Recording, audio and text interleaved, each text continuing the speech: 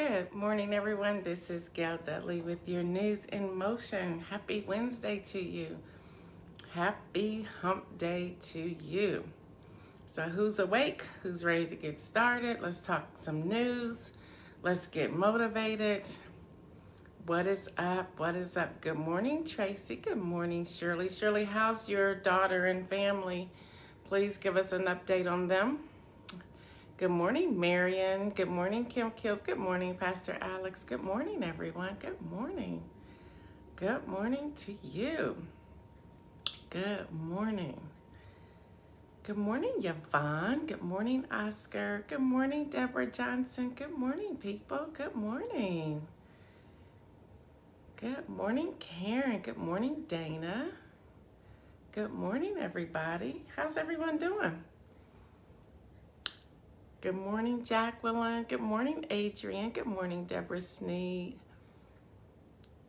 Good morning. Kim Kills, thank you for that beautiful card. Thank you. Good morning. I'm doing good. I'm doing good. I'm doing good. Thanks for asking. Thanks for asking. Just letting a few more people come in here. And we will get started with the morning news. Good morning. I don't know what it is, but more and more I'm enjoying that 4:30, 5 o'clock wake up. Am I working them, Deborah? Am I working them? Thank you. Thank you, sister. Thank you, thank you, thank you. Thank you. All right, y'all, let's get started with some news. Shirley, let us know an update on your family, please, if you can, if you're able to. If not, just inbox me. Good morning, Beverly Woodard. Good morning, sister. Good morning, Paige. Your daughter is still in ICU and her husband is now COVID-free. Well, praise God for her husband being COVID-free. We're going to continue to pray for your daughter. Good morning, Philip. Good morning, Antoinette. Good morning. Good morning, Juanita. Who's out? Oh, Kelly Lee. Good morning. Good morning. Yeah, I'm literally reading a small screen. I might have to put some glasses on soon. Good morning, Carolyn. Good morning, y'all. Good morning. Good morning. Good morning. Good morning, Louis Pryor. Good morning, Annette.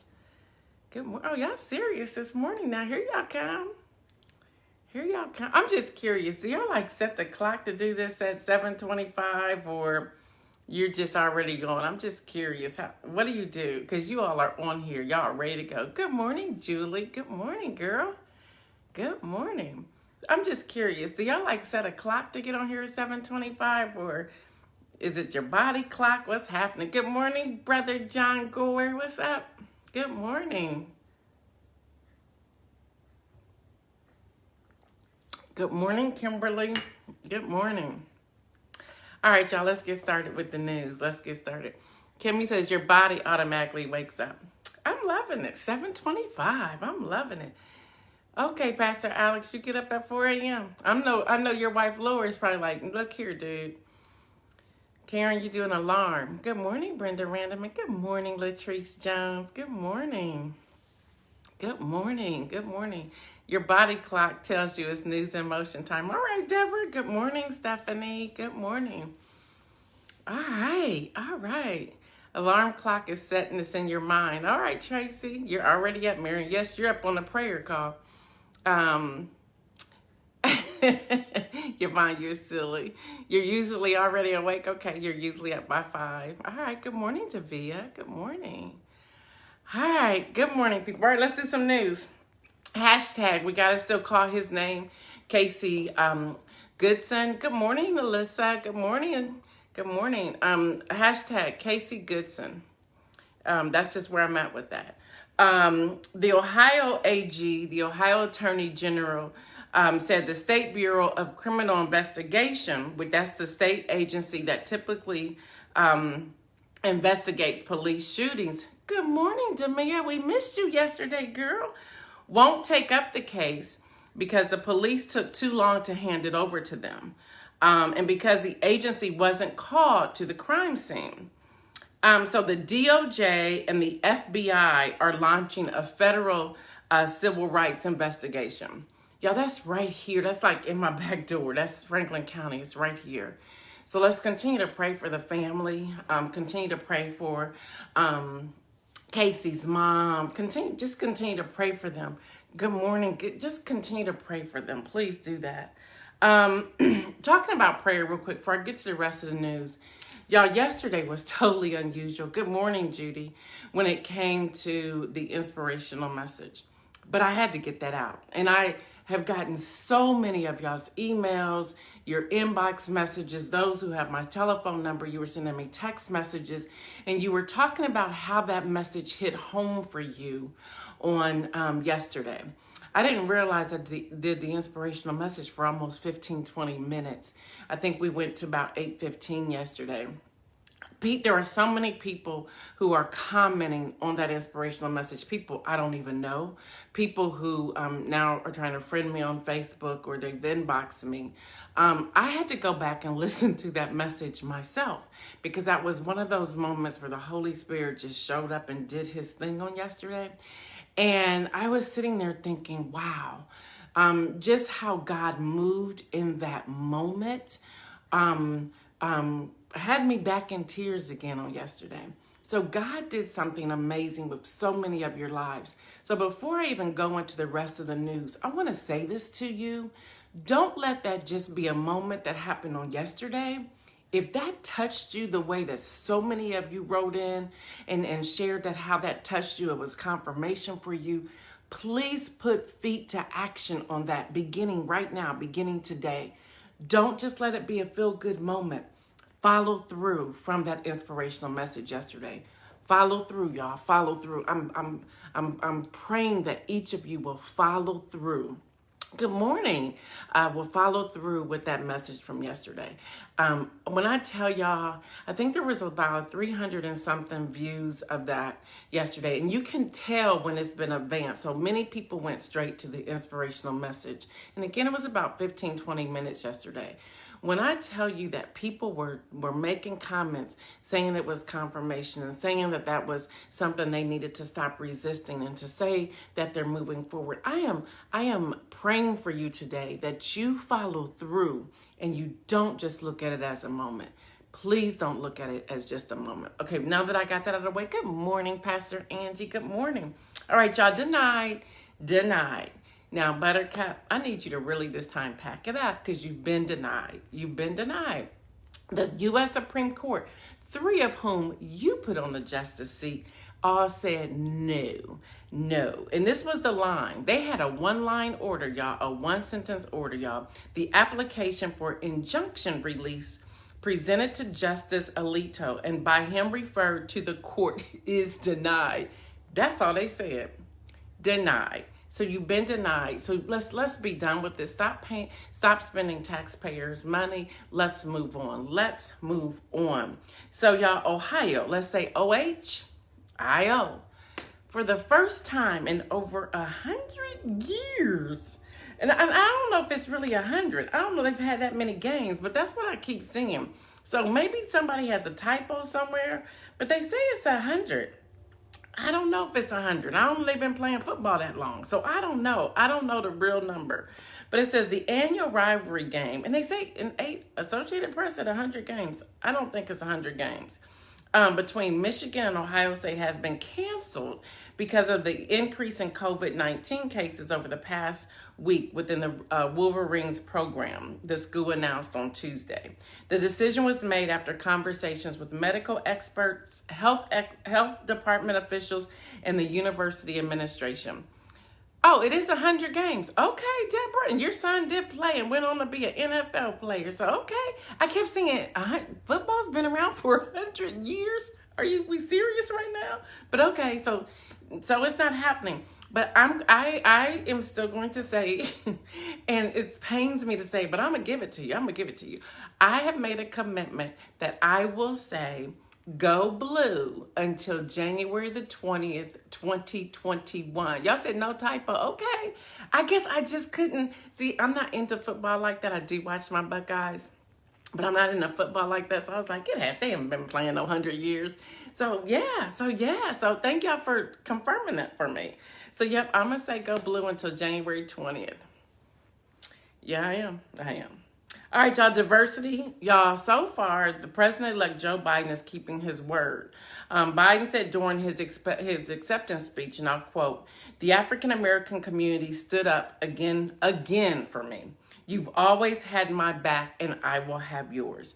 He has now selected Representative Marcia Fudge from Ohio, OHIO, is the second African-American named to be a part of the president's cabinet. So congratulations to Representative Marcia Fudge of Ohio, but also thank you, Joe Biden, for keeping your word, That already looks diverse. That cabinet already looks diverse. I want to see some more brown and black people, but that cabinet already looks diverse. Now, here's what when I was reading through everything that Biden is doing, I was sitting there going, I wonder what 50, Ice Cube, and Lil Wayne got to say now. They was on a losing end. I want to know what they have to say now. I just want to know. All right, y'all, 2024 Olympics. I don't know if you're following this story or not, but the 2024 Olympics, guess what they have now as a sport? Breakdancing. Now, they're calling it break. I don't know where they got that from, but breakdancing. It is breakdancing, y'all, breakdancing. So it was proposed in February 2019, and it has been voted in as of Monday that breakdancing, as we know it is now called breaking, not break, but breaking, has become an official Olympic sport. So there's that. It's now a sport. He's such a bully, y'all. Y'all, AP is reporting that the cybersecurity officer, Christopher Krebs, he's now filing a lawsuit because of the threat from attorney Joseph DiGiavona. He appeared on a pro-Trump TV network, Newsmax, and he called for Krebs to be killed. If y'all remember, I shared that with y'all several weeks ago, that he did that. So now Christopher Krebs said, I'm not playing around with you all. So now he has now filed a lawsuit against this attorney. He said because he's getting threats and his family are receiving threats from all over the place. That's ridiculous. Look, you lost. There was no voter fraud. Everyone from every direction have said that. It's time to move on.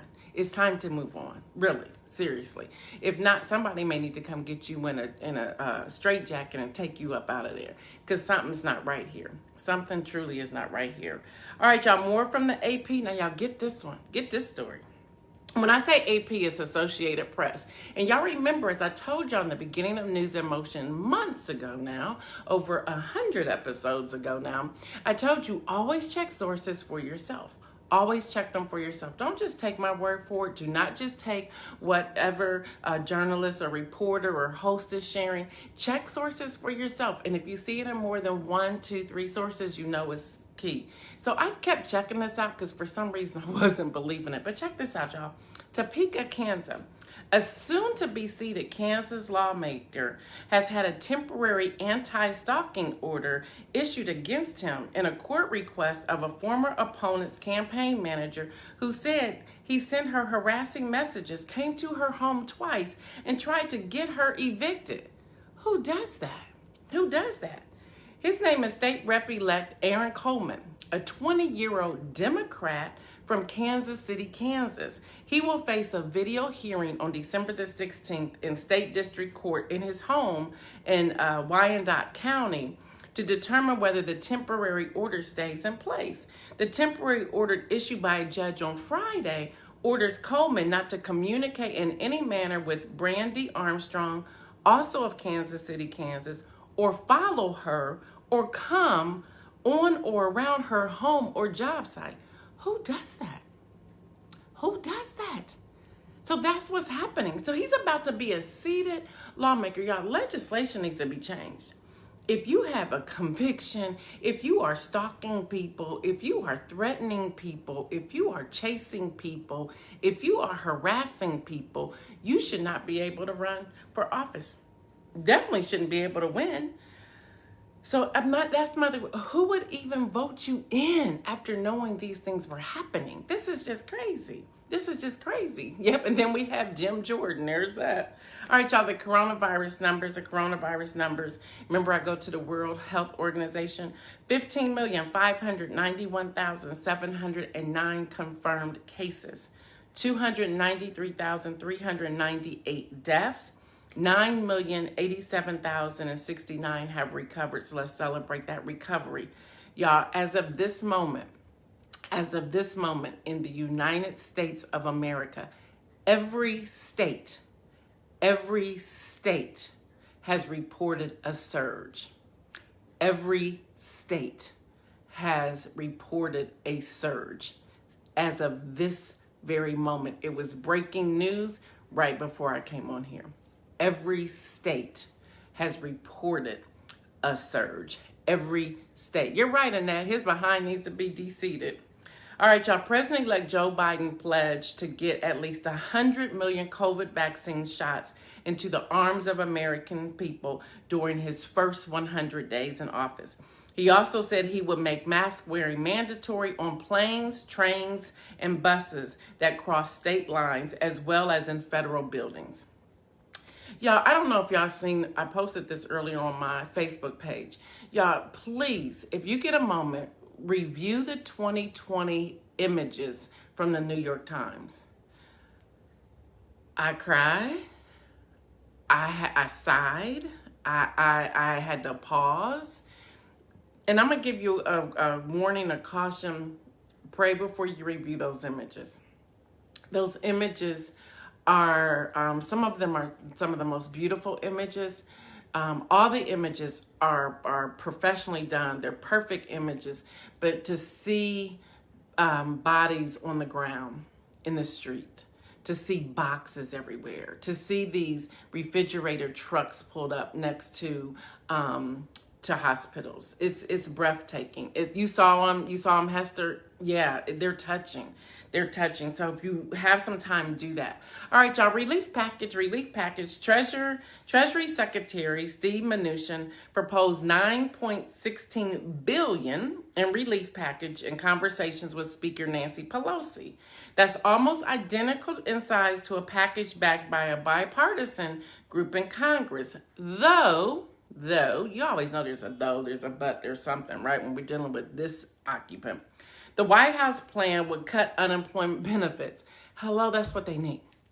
That's what we need. So you're talking about cutting that if we give up $916 billion. And guess where that $916 billion is going, y'all? To line some of the same pockets they have lined already. You're still not addressing the 30 million that are planned to be evicted on New Year's Eve. So we still don't even have that conversation going. All right, y'all, the pandemic stimulus proposal that would meet their demand to provide some relief to state and local government, not to people, but to state and local government, and includes liability protection for businesses that have been in top priority for Republicans. I'm all for helping businesses. We need the economy going, but we cannot forget about the people who help keep the economy going. If those of us aren't able to do what we need to do, the economy is still going to fall. Yeah, $10.8 billion on Cyber Monday. Okay, but that's probably already circulated and gone. Paid out to everybody who needs to be paid out to all their vendors. What about the everyday people who are food insecure, who are facing eviction, who are facing foreclosure, who are facing not having health insurance, especially with COVID-19 being a pre-existing condition? I can go on and on and on and on. Y'all, where's our heart in the matter for this? Where is our heart for this? Again, I said it yesterday and I'll say it again today. I won't bite my tongue with this. You're getting ready to get on your private jets to your private $1 million, $2 million, multi-million dollar homes with your nannies, your cooks, your cleaning people. I don't hate on you. Hey, if you got it like that, roll like that. But don't be so comfortable in your bubble that you're forgetting about everybody else. The everyday person who's walking around, citizen of the United States of America, who voted you into office. Come on, y'all, have a heart. Have a heart. Think about the everyday citizens of the United States of America.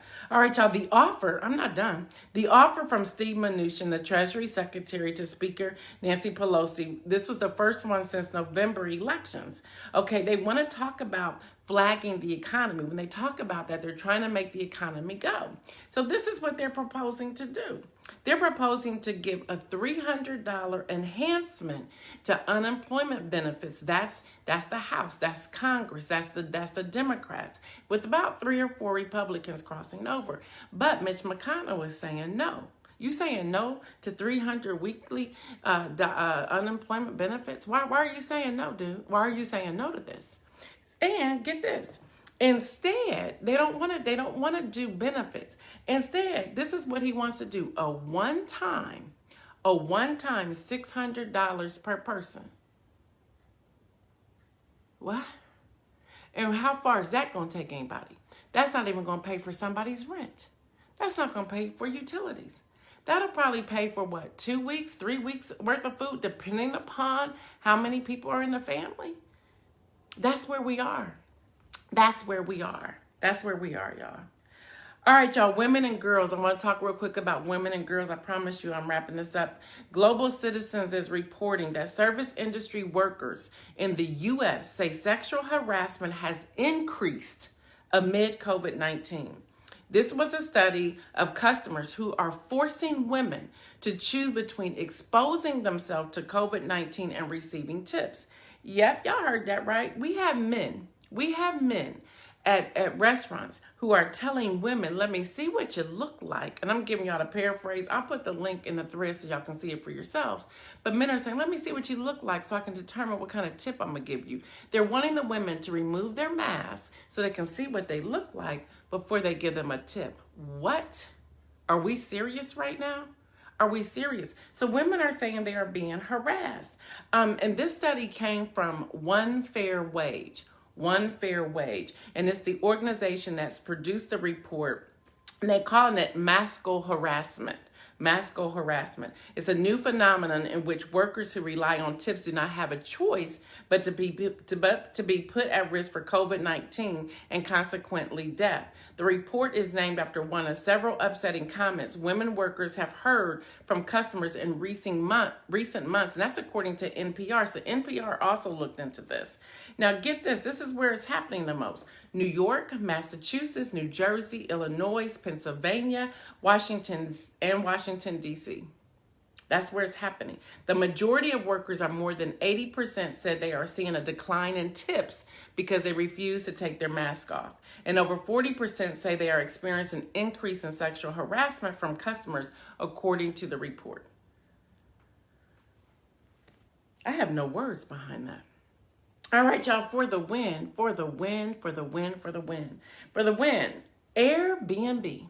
Airbnb, let me tell y'all why. Airbnb has now established a nonprofit organization. It's airbnb.org, not .com. .com is their profit side. .org is their nonprofit side. They are helping to find housing for COVID-19 frontline workers around the world free. As we know, many frontline workers are not going home to their family. They've been staying in shelters. They've been staying in gyms. They've been staying in the basements of many hospitals. Well, Airbnb has decided they're going to their host of Airbnb homes. They're paying their hosts instead of the people paying. Airbnb profit side is paying for the nonprofit side so that frontline workers can have a roof over their head, have food in the refrigerator, have beds to sleep on, have a television to watch, have a sofa to sit on. That's what they're doing. So they get the win. They're not just doing it in the United States, they're doing it around the world. There's also ways that you can give to help that effort, to help people have homes. But this is what's happening. So many people that they are tagging are people who have multiple homes. So all they do is they purchase homes, they refurbish them, and they put them on the market for Airbnb. These people are saying they're willing, get this, y'all, they're saying they're willing to lose money to help frontline workers. So it's not just Airbnb.org that's for the win, but it's the Airbnb host who are saying, forget the money, just have this place to stay. I think that's major, y'all. I think that's major. All right, y'all, my inspirational message for today. My inspirational message for today is increase. It's increase. It is increase. Yeah, Deborah, that's wonderful. Yep. It's increase. My inspirational message today is increase. I'm not just talking about financial increase. I'm talking about an increase of wisdom. I'm talking about, Demia, I love it too. I think it's fantastic, Lori. I'm with you. I'm talking about increase. I'm talking about increase. So what exactly, where am I going with this if I'm not talking about financial increase? I'm talking about wisdom. I'm talking about knowledge. I'm talking about arming ourselves with the information we need to take a stand, to be able to effectively communicate to other people how we feel, where we stand, the legislation that needs to be implemented. I'm talking about an increase of wisdom. If we have to take classes, if we have to go to workshops, whatever that looks like, but an increase in wisdom and in knowledge. To be armed. Do y'all know that those of us who are absorbing, like being like a sponge and absorbing all of this information, whatever that is, whatever that makes your heart sing, whatever passion you have, when we absorb that, we're able to effectively communicate to others, and we're able to help others behind that. I was on a call yesterday, and I was sharing with some organizers. I was sharing about the 30 million people, and I shared with them the CDC application that people had to complete so that they could get through until December 31st without having to pay rent, so that they won't be evicted. I was talking with organizers. Every last single organizer on this Zoom call wasn't aware of that. And I'm thinking, well, how can you do what you do if you don't know this? We began to have a dialogue, and we talked about the influx of so much information. How do we decide what to look at and how to break it up? Y'all know where I'm going. I'm going right back to, we have to organize within ourselves. Where's your strength? If you're strong in this area, then that's what you need to work on. So we need the researchers. We need the people who are going to comb through all these different articles and have understanding of legislation. We need the financial people. So we know what the budget looks like, and we understand the line items, and we know how to respond to this. We need the people who are going to rally the people, motivate the people, encourage the people. We need those who are going to go out and get people to register to vote. I know I'm talking about it early, but trust me, 2022 will be here before you know it. We need people to understand the law. Right now, at this very moment, for everyone who took a pass, who said, nope, yep, I'm going to receive where I don't have to pay back my financial, my student loan until the end of December. Here's the truth. They've now pushed that to January the 31st.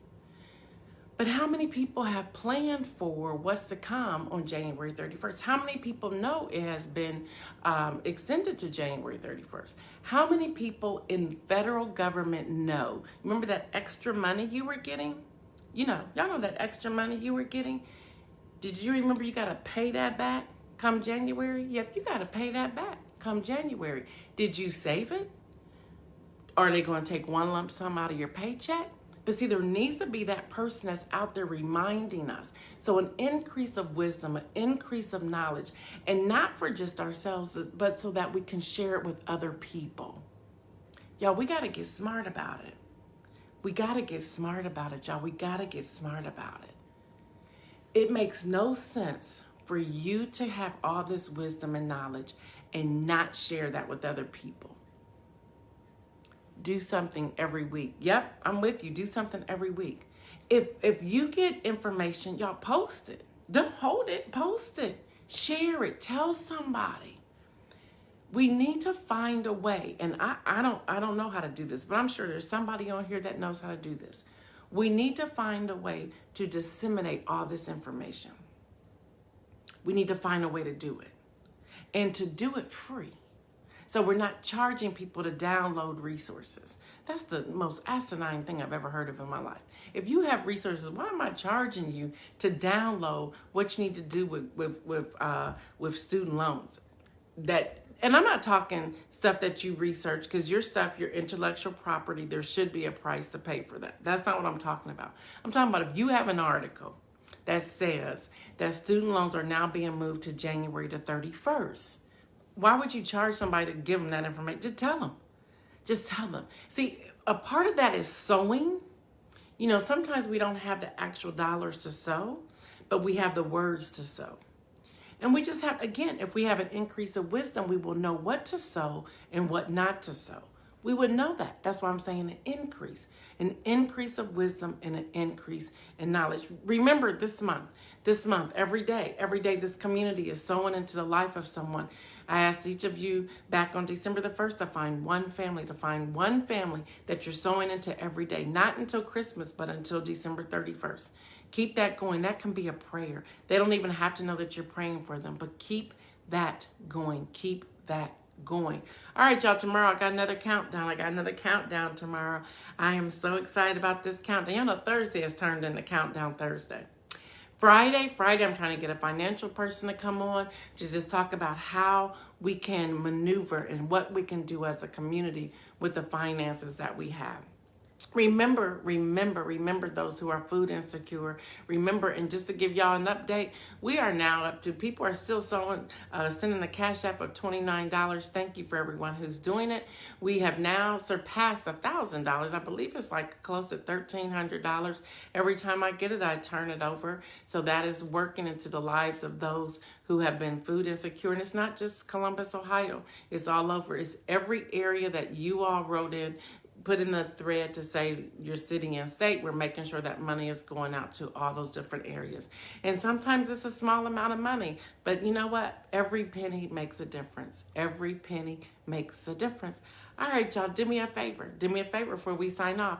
That share button, hit that share button. Hit that share button so somebody else can see this. Please hit that share button. I greatly appreciate you doing so.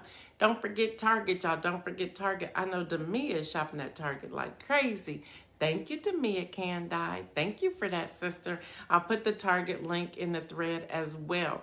My Cash App is $M as in Mary, I, M as in Mary, Today, TODAY. Again, that's the $MIM Today. That stands for Ministry in Motion, which News in Motion is up under Ministry in Motion. All right, y'all, get this. My new website went live yesterday. My new website, it is www.gaildudley.com. It is www.gaildudley.com. My new website went live. And guess what, y'all? On Friday, the first podcast release on Friday. It'll release at 11 a.m. Eastern time on Friday. I'll make sure I put that graphic up there as well. So it's on every platform. It's on Spotify. It's on iTunes. It is on Amazon Music. And there's one more I can't remember. But that is going to happen. I'm so excited about it. And yesterday I told you I was invited to 2 podcasts. Well, now it's 3 for the inauguration. So I'm excited about that as well. All right, y'all, you make it a great day. You have a great week until tomorrow. We do countdown. Now, y'all, countdown tomorrow. Be ready to key in because we're going to play. We're going to have some fun. There's going to be some prizes tomorrow. So get ready for the countdown, y'all. All right, until tomorrow, God willing, 7:25 a.m. Eastern, right here. I will be back. Until that time, I am Gail Dudley with your News in Motion. Have a great day, everyone. Peace out.